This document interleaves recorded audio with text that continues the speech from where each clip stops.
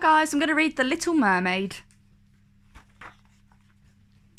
Under the sea, merfolk hurried towards King Triton's palace. Everyone wanted a good seat for the concert. The merfolk watched as Sebastian, the court composer, signalled for the music to begin. 6 of King Triton's daughters sang and swirled around the stage to the sounds of the underwater orchestra.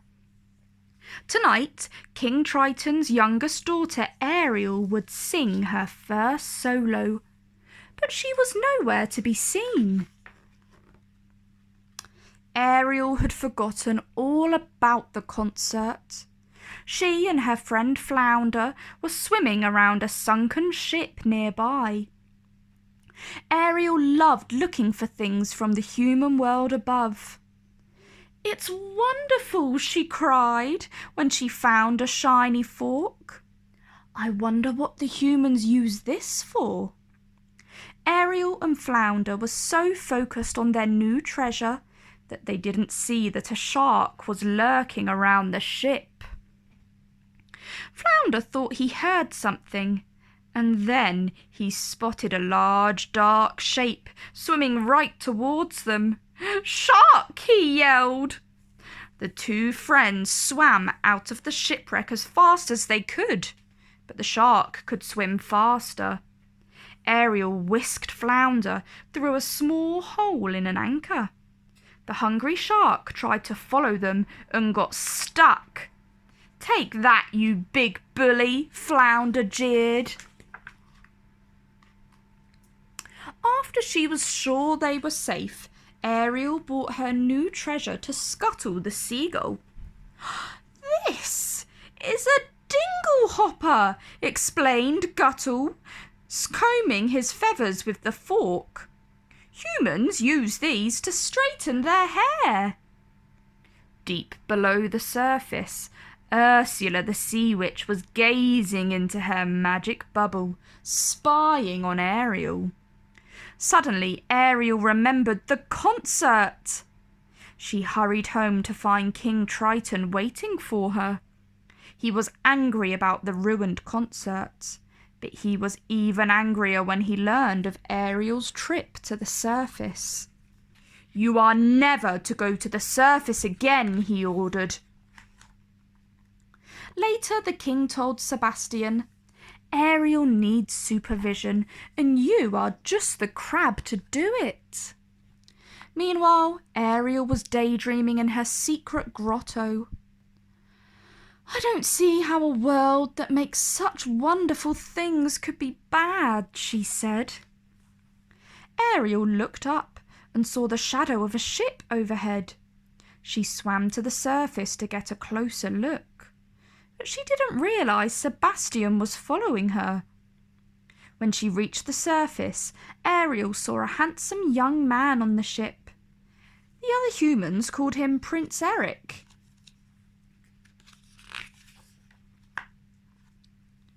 Suddenly, storm clouds gathered overhead.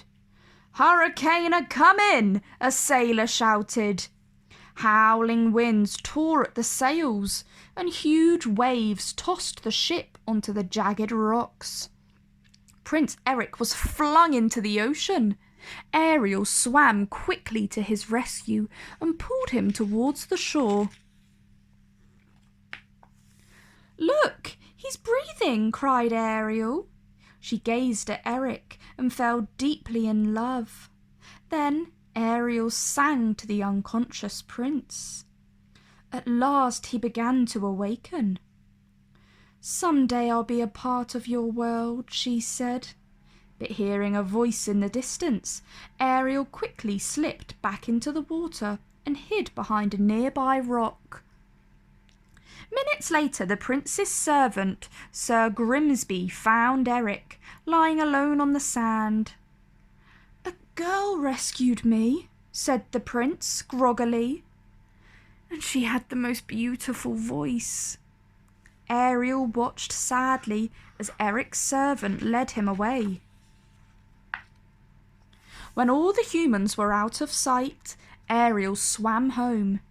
Sebastian had seen everything, and it was not long before King Triton learned that Ariel was in love with a human.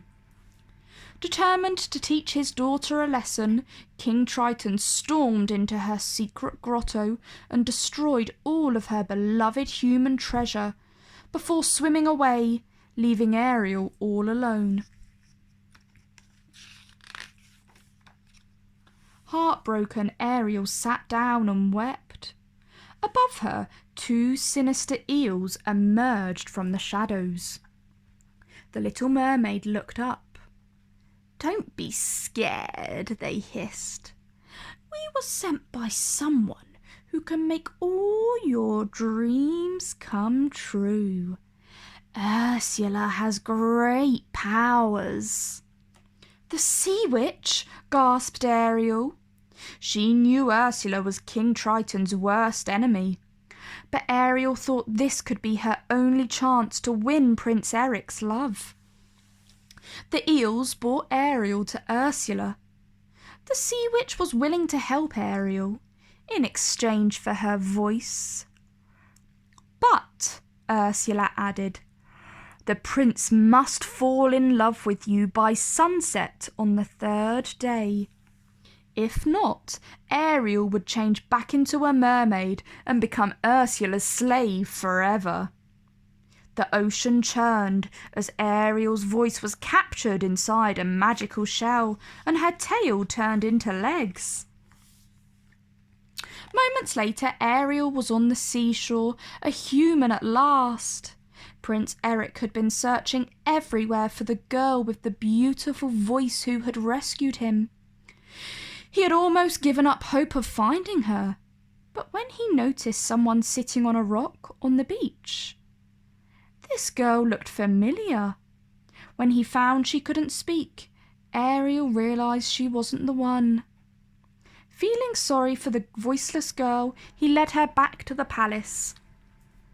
They enjoyed being together, and Ariel was sure the prince was falling in love with her. Later that evening, when they were boating on a lake, Eric bent forward to kiss Ariel. But at that very moment, the boat was overturned by Ursula's eels.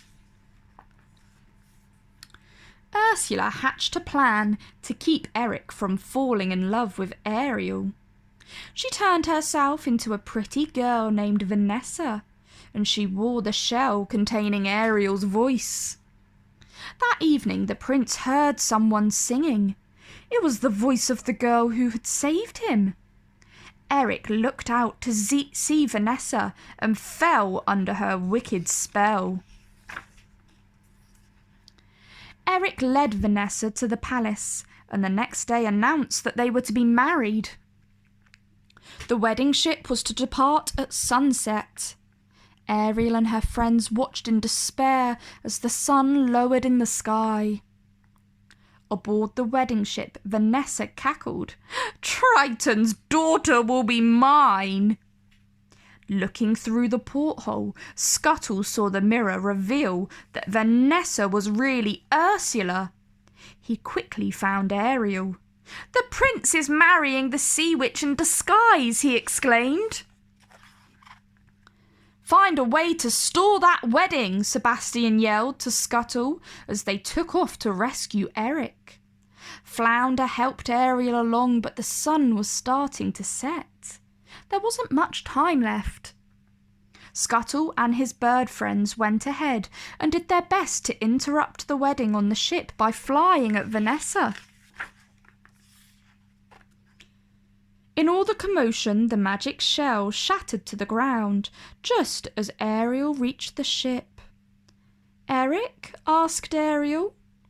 "You can talk," said the prince, who was also released from his spell. "You're the one. It was you all the time." Happy at last, Prince Eric leaned over to kiss Ariel. But seconds before their lips met, the sun set. "You're too late!" shouted Ursula, turning into her beastly self, and Ariel was turned back into a mermaid. "Don't worry, dear. It's not you I'm after, Ursula told Ariel, whisking her into the sea. I've got much bigger fish to fry. At those words, King Triton appeared. Ursula, stop, he thundered. No, she's mine now, cried the sea witch. Ursula told him about the deal she had made with Ariel. Triton felt he had no choice. In return for his daughter's freedom, the king agreed to take Ariel's place as a slave. At last, all mine, Ursula laughed, placing Triton's crown on her head and taking his trident. Using her new powers, Ursula grew to a monstrous size. Now I am the ruler of the ocean. Just then, a sharp pain shot through her arm. It was a harpoon thrown by Eric. He had come to rescue Ariel. The sea swelled with anger, and using her powers, Ursula dragged up an ancient shipwreck from the ocean floor. Eric scrambled on board one of the decks, and somehow he reached the ship's steering wheel. Using all of his strength, he aimed the ship directly at Ursula, and with a terrible scream, she disappeared under the sea. All at once the ocean was calm, and King Triton's power was restored.